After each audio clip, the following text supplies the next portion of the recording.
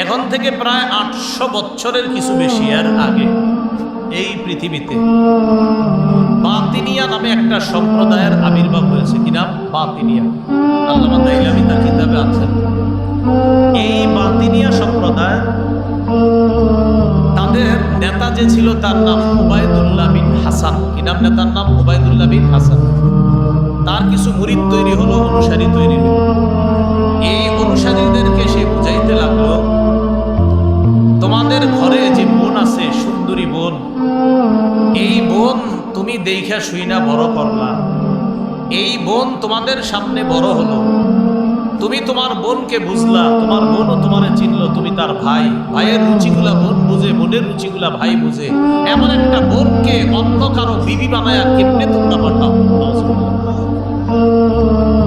সে তার অনুসারীদেরকে বলল, বিবেক তো এটা দেয় না, বিবেক তো বলে যে বোন আসলেই তো বোন রে ভাই সবচেয়ে বেশি চিনে। তো সে বিবেকের কাছে বলল সব অনুসারীদেরকে যে না না, বোন রে অন্য কোথায় দেওয়া এটা বিবেক পরিপন্থী কাজ, তাই বোন রে কোথাও দিবা না, আপন ভাই তার আপন বোনকে বিয়ে করো। এটা তার বিবেকের দ্বারা সবাই বুঝাইলো। আসলেই বিবেক এটা কয়, বিবেক আসলেই কয় বোন রে ভাই সারা জীবন দেখছে আর বোন ভাইকে সারা জীবন দেখছে, দুইজন দুইজনকে চিনছে, এটা আসলেই তো বিবেক কয়। বিবেক বুঝে বললাম, বিবেক বললেই তো হবে না, এই বিবেকের ভুলটা ধরবে কে? ইসলাম এসে বলে দিবে না, আপন বোনকে এই ভাই বিয়ে করা হারাম। এখন বিবেক আপনার যেখানে এসে বলতেছে যে বিবেক বলতেছে বোন তার ভাইকে চিনে, বোন তার ভাইকে চিনে, ভাই তার বোনকে চিনে, সারা জীবন দেখাশোনা করছে, এরাই তো বিয়ে করা। ওই উবাইদুল্লাহ বিন হাসান তার অনুসারীদেরকে বুঝাইছে কি, বা এটা বিবেক এই কথাই বলে। কোরআন সুন্নাহ এসে বলতেছে না, এখানে বিবেক তোমাকে ভুল সাজেশন দিচ্ছে। কোরআন সুন্নাহ এসে বলে দিচ্ছে ভাইয়ের জন্য বোনকে বিয়ে করা হারাম। তাহলে বলেন তো, পঞ্চ ইন্দ্রিয় আর বিবেক এই দুইটাই জ্ঞানের মাধ্যমের মধ্যে সীমাবদ্ধ রাখবো না ইলমে ওহীও লাগবে? এই তো বুঝে আসছেন। ইলমে ওহী বলতেছে সুদ দিলে তোমাদের চোখে দেখা যায় বাড়ে। ইলমে ওহী আপনাদেরকে বলতেছে সুদ দিলে তোমাদের চোখে বাড়ে, এটা তোমাদের বিবেক বুদ্ধি কয় যে সুদ দিলে আসলেই তো বাড়ে। ইলমে ওহী বলতেছে না, সুদ দিলে যে বাড়ে এটা তোমাদের বিবেক বলতেছে। আর ইলমে ওহী বলতেছে না, সুদ দিলে কমে আর যাকাত সদকা করলে বাড়ে।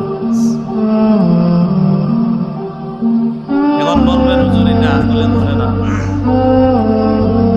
জ্ঞান লাভ করার প্রধান তিনটি মাধ্যম মনে রাখবেন। জ্ঞান লাভ করার তিনটি মাধ্যম আগের মধ্যে রাখেন। জ্ঞান অর্জনের তিনটি মাধ্যম। 1 নম্বর পঞ্চ ইন্দ্রিয়। পঞ্চ ইন্দ্রিয় মানে চোখ, কান, নাক, জিহ্বা, ত্বক। এই পঞ্চ ইন্দ্রিয় হলো জ্ঞান অর্জনের প্রথম মাধ্যম। এজন্য বাচ্চা দুনিয়াতে আসার পর তো কোরআন হাদিস তখনও পড়ে না, তো আসার পর এই বাচ্চা কান্নাকাটি যা করবে সব ইন্দ্রিয় শক্তির মাধ্যমে আমরা বুঝে নিতে হবে। তবে মনে রাখতে হবে এই পঞ্চ ইন্দ্রিয়, চোখের কাজ দেখা, কানের কাজ শ্রবণ করা, চোখ কখনো শুনবে না, কান কখনো দেখবে না। পঞ্চ ইন্দ্রিয় যেগুলা, এগুলা প্রত্যেকটার একটা পরিসীমা আছে, পরিসীমা পর্যন্ত তার ক্ষমতা। চোখ দেখবে বাস, ওর পরিসীমা, ও সর্বোচ্চ দেখার কাজ। কান শুনবে, জিহ্বা আস্বাদন করবে এটা কি মিষ্টি না তিতা, নাক ঘ্রাণ নিবে এটা কি সুঘ্রাণ না দুর্গন্ধ, ত্বক স্পর্শ করে দেখবে এটা কি নরম না শক্ত। প্রত্যেকটার আলাদা ক্ষমতা। বাকি এই যে পঞ্চ ইন্দ্রিয় জ্ঞান অর্জনের এই মাধ্যমগুলা, এই মাধ্যমের একটা পরিসীমা আছে, এরপরে ও আর কাজ করবে না, ওর কাজ অতটুকু।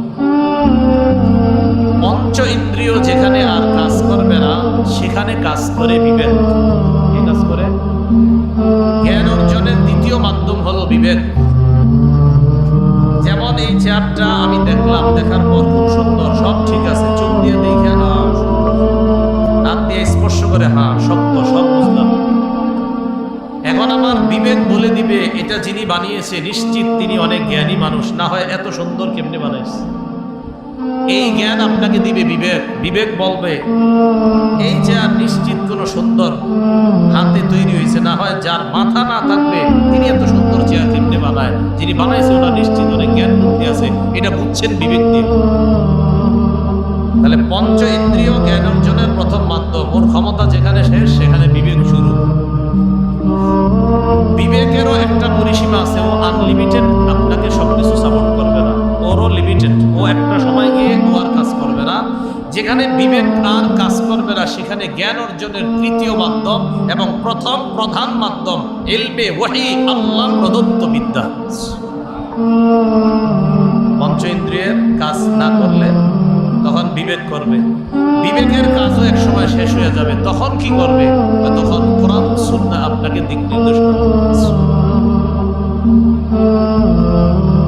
যেমন আপনার প্রথম দুইটা পঞ্চ ইন্দ্রিয় আর বিবেক, সেকুলার আর ইসলামের মধ্যে এটাই পার্থক্য। যারা সেকুলারিজমে বিশ্বাসী তারা প্রথম দুইটা মাধ্যম মানে পঞ্চ ইন্দ্রিয় আর বিবেক, তারা আর কিছু লাগে না। তারা বলে আমগো হাত পা চোখ কান আছে, আমগো বিবেক আছে, বাস এর মাধ্যমে যথেষ্ট, ভালো মন্দ নির্ণয় করা, আর কিছু লাগবে না। এটা হলো সেকুলারিজমে যারা বিশ্বাসী। যারা সেকুলারে আপনার বিশ্বাসী তাদের জ্ঞান অর্জনের মাধ্যম তারা মনে করে দুইটা, পঞ্চ ইন্দ্রিয়, আমার চোখ আছে কান আছে, আরেকটা হলো বিবেক, এটা তাদের দুইটা। আর মুসলমানকে ইসলাম এই শিক্ষা দেয় পঞ্চ ইন্দ্রিয় আর বিবেক এই দুইটাও এক সময় অচল হয়ে যাবে, তখন তোমাকে সচল রাখবে যে জ্ঞানটা আল্লাহ প্রদত্ত কোরআন সুন্নাহ। এটা হলো তৃতীয় মাধ্যম। এটা কি? ইলমে ওয়াহি। খুব মন দিয়ে শুনেন। ইবনে মাজাহ 349 নম্বর হাদিস।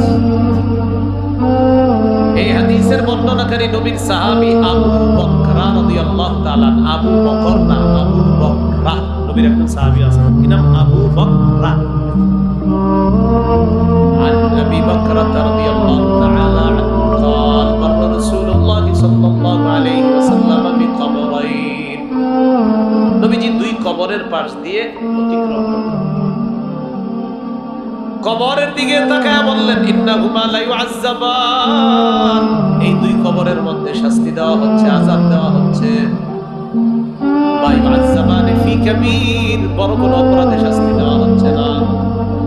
আম্মা আহাদুহুমা ফায়ুআযযাবু বিল বাউল, একজনকে শাস্তি দেওয়া হচ্ছে প্রস্রাবের কারণে। দুনিয়ায় প্রস্রাব করে ভালোভাবে পবিত্রতা অর্জন করতো না, সিটা ফোটা থেকে বাঁচতো না।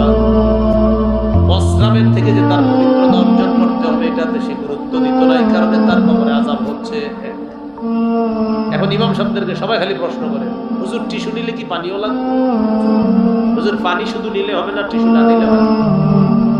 আমার কথা, টিস্যু আর পানি নিলে পবিত্রতা কি কম হয় না বেশি হয়? এই প্রশ্ন করা কি দরকার? এরপরে যদি আপনার টিস্যু কেনার টাকা না থাকে, এক, মসজিদে এখন টিস্যু পাওয়া যায় সব জায়গায়।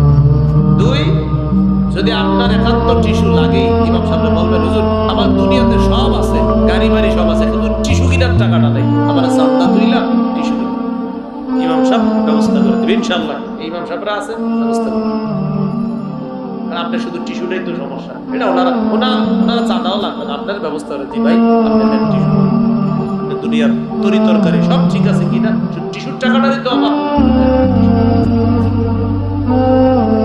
এই কথার পরে যদি সরব লজ্জা থাকে তো বুঝবেন পবিত্রতা কারে। পবিত্রতা বেশি অর্জন করা আল্লাহর ভালোবাসার পাত্র হওয়ার কারণ। আল্লাহ বলেন ওয়াইউহিব্বুল মুতাতাহহিরিন, যারা অধিক পবিত্রতা অর্জন করে আল্লাহ তাদেরকে ভালোবাসে। আয়াত যখন নাজিল হয়েছে নবীজি দৌড়ে গেছেন, যাদের ব্যাপারে নাজিল হয়েছে তাদেরকে গিয়ে বলে এদিকে আসো, তোমরা নাপাকি থেকে পবিত্রতা অর্জন করো কেমনে? হুজুর আমরা ঢিলাও নেই পানিও নেই, আমরা 3টা পাথর নিয়ে ঢিলা নেই আবার পানি নেই।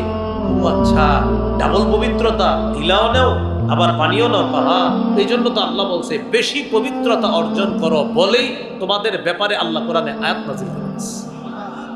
কিছু টিস্যু না নিলে হবে না, এটা জিজ্ঞানো কি দরকার? প্রস্রাবের নাপাকি থেকে পাইছেন, সিটা ফোটা থেকে পাইছেন, আর শীতকালে তো আপনি জানবেনও না ফোটা পড়তেছে কিনা। আল্লাহ বুঝার তৌফিক দান।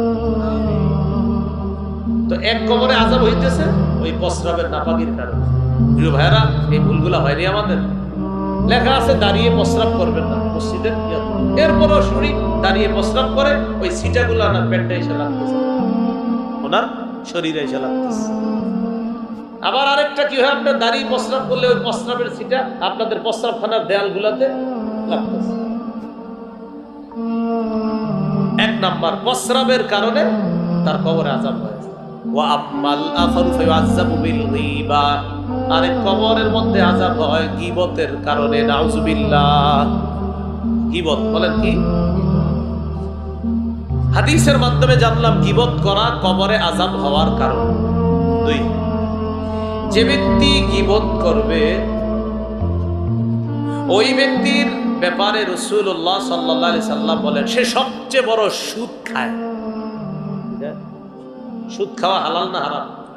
গীবত সবচেয়ে বড় সুদ, মানে সুদ তো হারাম, নবীজি বলতেছেন গীবত ওই সুদের মধ্যে বড় সুদ গীবত। আবু দাউদ শরীফের 4876 নম্বর হাদিস। عن سعيد بن زيد عن النبي صلى الله عليه وسلم قال إن من أربى الربا الاستطالة في عرض المسلم بغير حق। নবীজি বলেন সবচেয়ে বড় সুদ হলো কোন মুসলমানের অন্যায়ভাবে সম্মান হানি করা। গীবতের মাধ্যমে, অপবাদের মাধ্যমে, মিথ্যা কথার মাধ্যমে কোন মুসলমানের সম্মান হানি করা, নবী বলেন সবচেয়ে বড় সুদ। আল্লাহ জবানকে হেফাজত করার তৌফিক দান। গীবতের ক্ষতি নাম্বার 3, যে ব্যক্তি গীবত করবে, কোন মুসলমানের ইজ্জতে আঘাত করবে, আল্লাহ তারে তার ঘরে হলেও লাঞ্ছিত করে ছাড়বে। ওর ঘরে হলেও, মনে করেন ও গীবত করে আরেকজনের, টেনশনে আছে আমি বাইরে গেলে সমস্যায় যদি পড়ি, তো ঘরে থাকে সেফটির জন্য। রাসূল বলেন তোমারে ঘরে অপমান করবে। আবু দাউদ শরীফের বর্ণনা 4880 নম্বর হাদিস। এই হাদিসের বর্ণনাকারী সাহাবীর নাম আবু বারজাহ আল আসলামী রাদিয়াল্লাহু তাআলা। عن أبي برزة الأسلمي رضي الله تعالى عنه قال قال رسول الله صلى الله عليه وسلم يا معشر من أسلم بلسانه ولم يدخل الإيمان قلبا। এই সমস্ত মুসলমান যারা মুখে ইসলাম গ্রহণ করেছ, যাদের কলবের মধ্যে এখনো ঈমান ঢুকে নাই। লা তাগতাবুল মুসলিমিন, তোমরা মুসলমানদের গীবত করো না। তুমি বলেন তোমরা মুসলমানদের গীবত করো না। ওয়ালা তাত্তাবিউ আওরাতিহিম, মুসলমানদের দোষ তালাশ করবা না। ফাইন্নাহু মান ইত্তাবা আওরাতিহিম ইয়াত্তাবিউল্লাহু আওরাতা।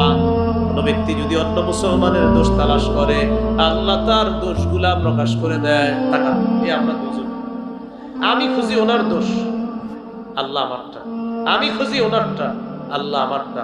ওনারটা আমি পাইতেও পারি, নাও পাইতে পারি, আল্লাহ তো আমারটা নিশ্চিত জানে। ওনারটা আমি জানতেও পারি দোষ, নাও জানতে পারি, আল্লাহ নিশ্চিত আমারটা জানে। নবী বলেন কোন মুসলমানের পিছনে শুধু লাগছো তুমি দোষ খোঁজার জন্য, আল্লাহ তোমার দোষ প্রকাশ করে ইয়াফজাহু ওয়ালাউ কানা ফি বাইতিহি, তোমার ঘরে হলেও তোমাকে লাঞ্ছিত করেছে। আবার বুঝেন, আমরা দুইজন, আমি ওনারটা তালাশ করি দোষ, আমি কি নিশ্চিত পাবো না? পাইতেও পারি, নাও পাইতে পারি।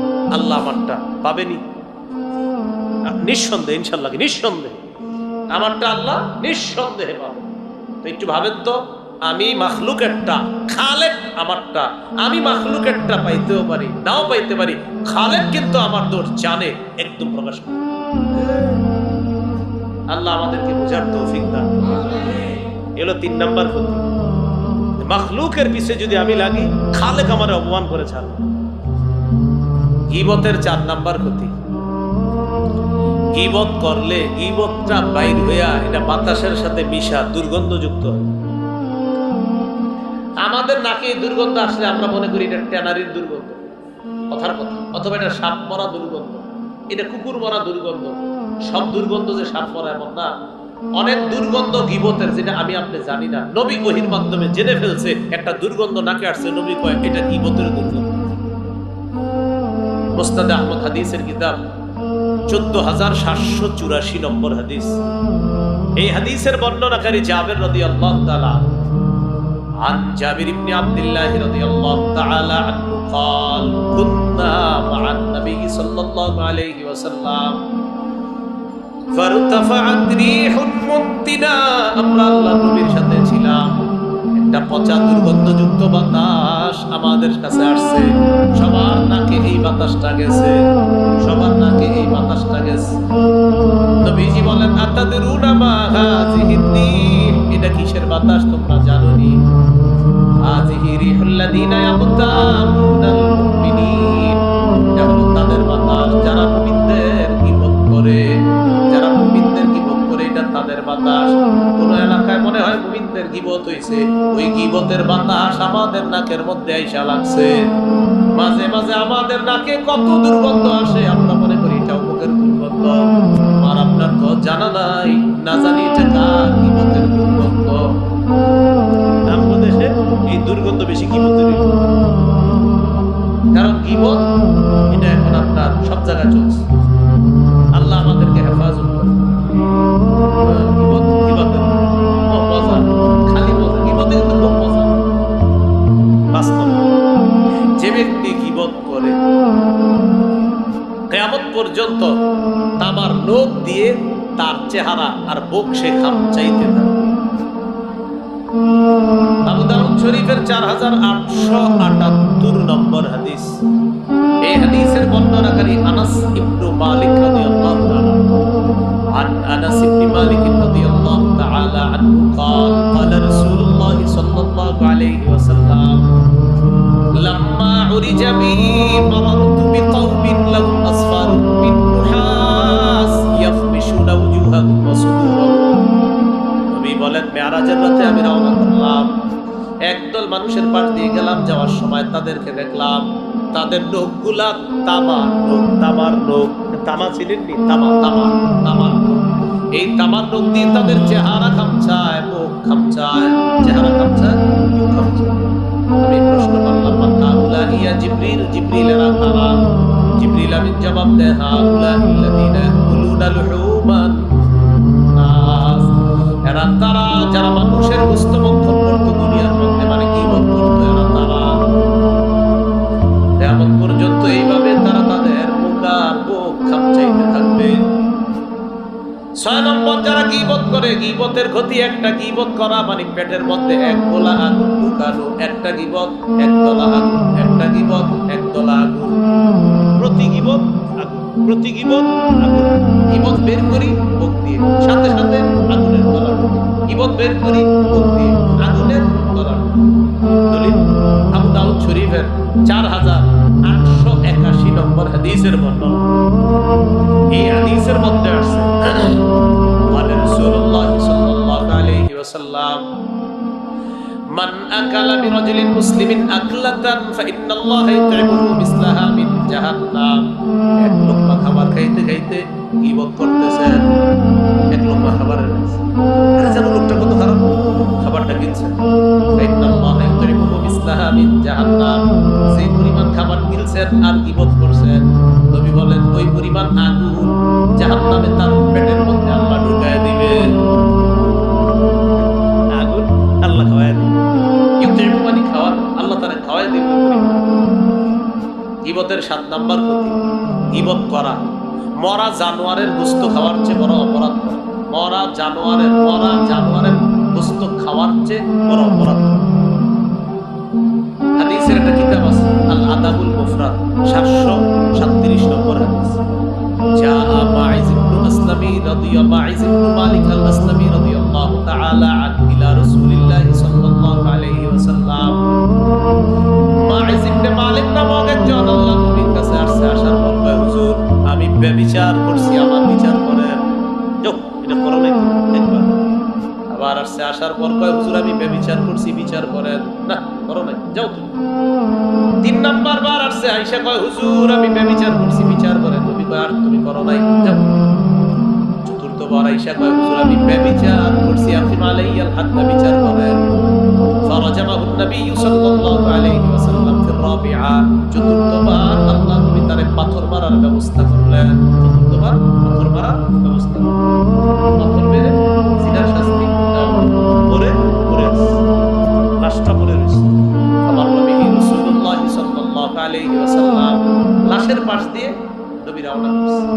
ওয়া মাআহু নাফারুম মিন আসহাবিহি, একদল সাহাবীও নবীর সাথে আছে। আবার বুঝেন, একজনের উপরে জিনার শাস্তি প্রয়োগ করে তাকে পাথর মেরে হত্যা করা হলো, লাশ পড়ে আছে, তার পাশ দিয়ে নবীজি গেছেন, সাহাবীদের একদল গেছে। فقال رجلان منهم إن هذا الخائن رسول الله صلى الله عليه وسلم مرارا, এই খেয়ানতকারী নবীর কাছে বারবার আসছে, এই খেয়ানতকারী নবীর কাছে বারবার আসছে। কে বলতেছে? সাহাবীদের মধ্যে 3বার আসার পর নবী ফিরাইয়া দিয়েছে। চতুর্থবার নবী তারে হত্যা করার আদেশ দিয়েছে। ফাকুতিলা কামা ইউক্তালুল কালবু, বা তারে কুকুরের মতো হত্যা করা হলো। দিল থেকে বলেন নাউজুবিল্লাহ। কথাটা নবীর পছন্দ, নবীজি কিচ্ছু কয় নাই, কষ্ট হয়েছে। সামনে গেছে, সামনে যাওয়ার পর ফামাররা বিজিফাতি হিমার, একটা মরা গাদার পার দিয়ে গেছে। শাহিলাতুল রিজলুহু, ওই গাদার 2 পা সামনে উঁচু করা, ওইরা গাদার সামনে 2 পা উঁচু করে গেছে। যেই 2জন বলছিল তারে কুকুরের মতো হত্যা করা হয়েছে, তাদেরকে বললেন লা মিন হাযা, এই মরা গাদার গোশত তোমরা 2জন খাও। তারা 2জন বললেন আমি জিফাতি হিমারিন ইয়া রাসূলুল্লাহ, মরা গাদার গোশত যে আমরা খাবো। আল্লাযীনা তুমা মিন আইয়াতিকুমা আনিফাকসা, এই মাত্র তোমাদের ভাইয়ের ব্যাপারে যা বললাম, এই মরা গাদার গোশত খাওয়ার চাইতে বড় অপরাধ করে হচ্ছে এটা, তো সেটা যখন করতে পারছো, এটা করলে আর কি সমস্যা? খাও, তাও দিও। অর্থাৎ এই মরা গাদার গোশত, এটার অপরাধটা ওটার চেয়ে একটু কম, এটাও কবিরা গুনাহ, ওটাও কবিরা গুনাহ করছো, বাকি মরা গাদার গোশত খাওয়া যেমন হারাম, এর চেয়ে আরো বড় হারাম তুমি তোমার ভাইয়ের ব্যাপারে একটা সমালোচনা। নবীজি বললেন যার ব্যাপারে বললাম কুকুরের মতো হত্যা করা হয়েছে, জানুনি ওহির মাধ্যমে জানতে পারলাম এই মুহূর্তে সে জান্নাতের নদীর মধ্যে সাঁতার কাটতেছে। বলেন গীবত করবো না, গীবত করবো না, গীবতের মজলিসে বলবো না।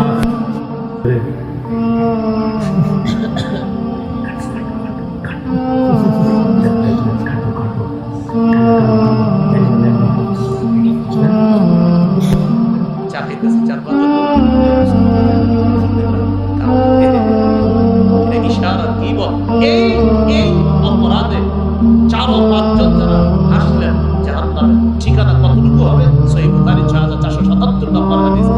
এই দুনিয়ার পূর্ব পশ্চিম যত বড়, এর চেয়ে আরো গভীরে শুধু এই একটা অপরাধে আপনার যাওয়া লাগতে পারে। ইশারায় একজন মুসলমানের গীবত করে। নবীর যুগে এই ঘটনা ঘটে গেছে। আম্মা যারা আয়েশা সিদ্দিকা রাদিয়াল্লাহু তাআলা আনহা বলেন, একজন খাটো মহিলা নবীর কাছে আসছে। আম্মা যারা আয়েশা বলেন ফাকুনতু বিইবহামিহা কাযা, ইয়ানি আশাতু নবী সাল্লাল্লাহু আলাইহি ওয়াসাল্লাম আনহা কাসীরা। খাটো মহিলা নবীর কাছে আসছে, আমি নবীর বললাম হুজুর। আম্মা যারা আয়েশা বলেন, আমি নবীর ইশারা দিয়ে বললাম হুজুর খাটো। মুখের উপর আল্লাহ নবী আমাকে বললেন আয়েশা, মুখ দিয়ে যদিও কিছু বলো নাই, আঙ্গুলে তো দেখা দিছো মহিলাটা খাটো, এজন্য তুমি তার গীবত করছো।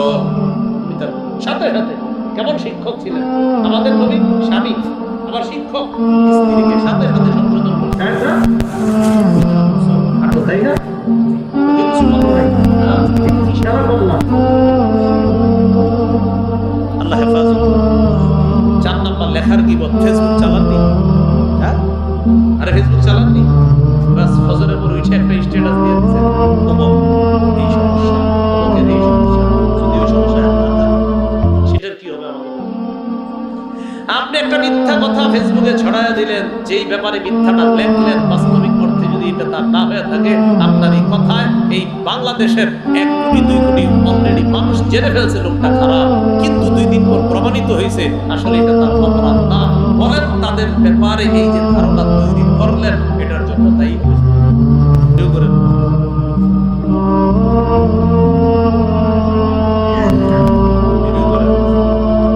না করার পর ঠিক আছে, চেহারা না দেখা করতেছে, না করার পর কোনো কাজ করলে কি হয়, সমস্যা হয়।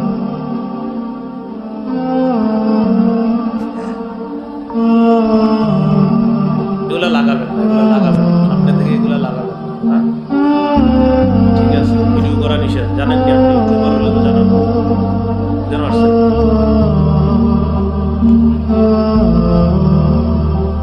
আল্লাহ রাব্বুল আলামিন কাউকে মন্দ নামে ডাকতে নিষেধ করেছেন।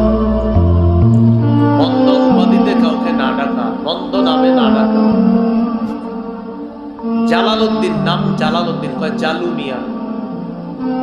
জালু মিয়ার নাম যে জালালউদ্দিন, উনি না বলা পর্যন্ত আপনি বুঝবেন না ওনার নাম যে জালালউদ্দিন, বলতেছে জালু মিয়া। মাজহারুল ইসলাম মাজু মিয়া, ওনারে আপনি ছোটবেলা থেকে জানছেন ওনার নাম মাজু, আসলে ওনার নাম যে মাজহারুল, এটা উনি না বললে আপনি জানবেনই। নামের বিকৃতি এমন ভাবে হচ্ছে, এগুলা নিষেধ। আর বিশেষ করে বিকৃত নাম যদি এমন হয় যেটাতে কবিরা গুনাহ হয়, তওবা না করলে কোরআনের ভাষা অনুযায়ী জালেম, জালেম হব। বলেন নাউজুবিল্লাহ।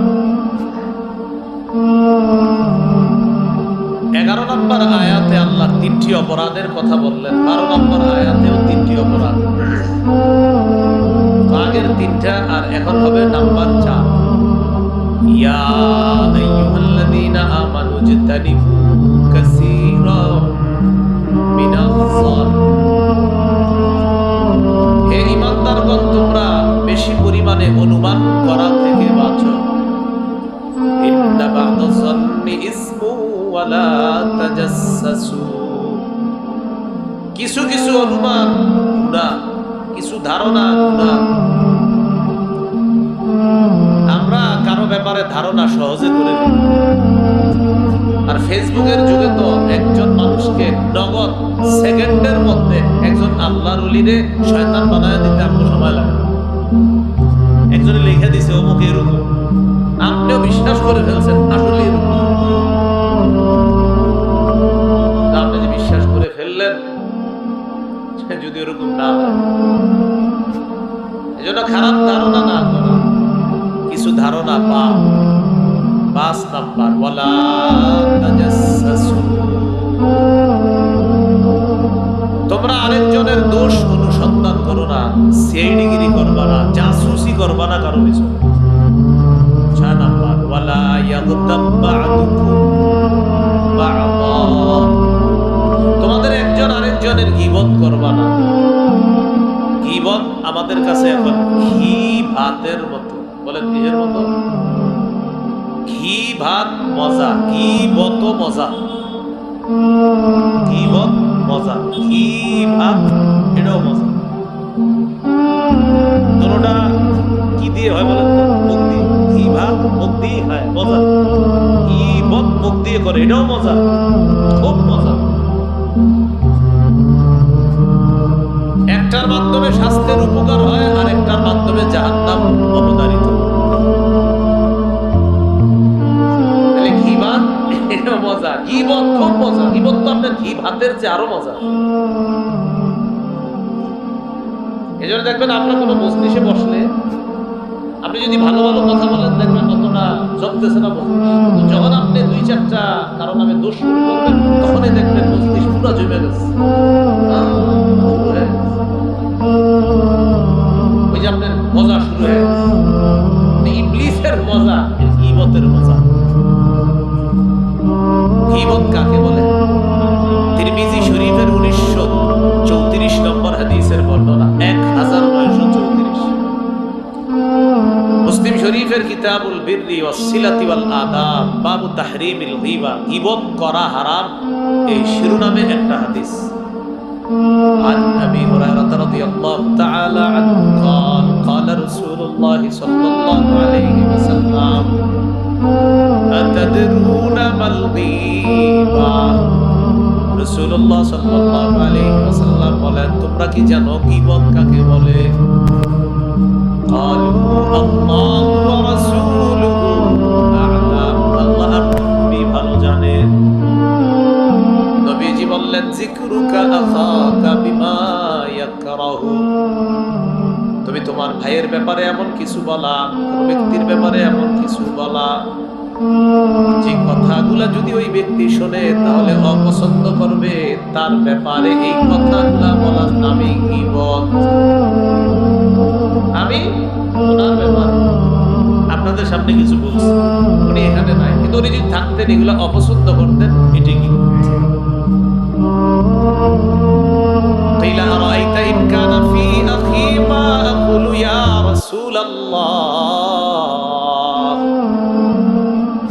আমি যার ব্যাপারে বললাম সত্যিকার অর্থে যদি তার মধ্যে এই দোষগুলা থাকে তাহলেও কি গীবত হবে? এলাকার এক আব্দুর রহমানের কোন এক ব্যক্তির ব্যাপারে আপনাদের সামনে বললাম, নবীজিরে বললেন, হুজুর যদি আমি যার ব্যাপারে বললাম তার মাঝে যদি সত্যি সত্যি এই অপরাধটা থাকে তাহলেও কি গীবত? রাসূলুল্লাহ সাল্লাল্লাহু আলাইহি ওয়াসাল্লাম বললেন, ইন কানা ফীহি মা তাকুলু ফাকাদ ইরতাবতা, যার ব্যাপারে তুমি বললা তার মধ্যে যদি এটা থাকে এটার নামে গীবত। ওয়া ইন লাম ইয়াকুন ফীহি মা তাকুলু ফাকাদ বাহাত্তা, তার মধ্যে যদি সেটা না থাকে এটার নাম হলো অপবাদ। বুঝে থাকলে বলেন, আমি একজনের সমালোচনা করছি, আসলে তার মাঝে এই দোষটা আছে, কি ব্যাপার? গীবত। আসলে তার মাঝে এই দোষটা নাই, এটার নাম অপবাদ। বুঝে আসছে? তাহলে থাকলে গীবত, না থাকলে অপবাদ। গীবত একজন মুসলমানের সম্মানহানি করে, গীবতের মাধ্যমে একজন মুসলমানের সম্মানহানি করে। একজন মুসলমানের সম্মানহানি করা হারাম। বলেন হারাম, সবাই বলেন। একটা হাদিস শোনেন তাহলে আপনারা বিষয়টা সহজ। সহিহ বুখারীর বর্ণনা 1739 নম্বর হাদিস, 1739। এই হাদিসের বর্ণনাকারী সাহাবী আব্দুল্লাহ ইবনে আব্বাস রাদিয়াল্লাহু তাআলা আনহুমা। عن عبد الله بن عباس رضي الله تعالى عنهما قال